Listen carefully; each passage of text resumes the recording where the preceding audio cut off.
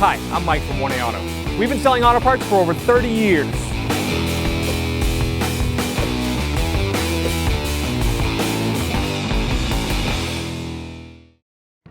Hi guys, it's Sue from 1A Auto.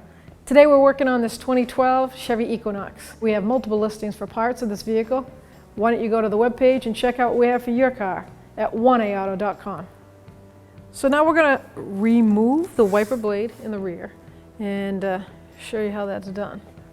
It's not an easy task, but it can be done. This is a plastic cover over the steel arm with the wiper blade is mounted underneath here. There's two tabs on top and bottom. You just give it a little spread and lift up. There's another tab here midway that loops under, so we're going to slide it forward and lift up on it. That's the tab. And there's the two ears in the back. Now to remove the wiper blade itself from the actual arm, there's a tab on the top of this blade in here. So I use a body trim tool and I like to push down on it. When I push down, I give it a push back, unclicks,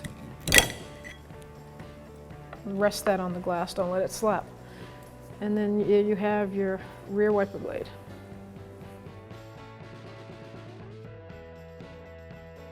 To reinstall the rear wiper blade, I'm going to fish it back through.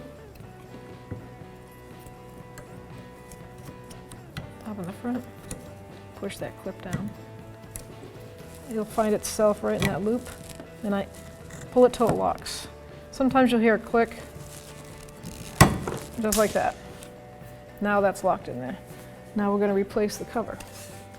The same, I have to guide that in first, so put the nose in first till it finds the spot, slide it back.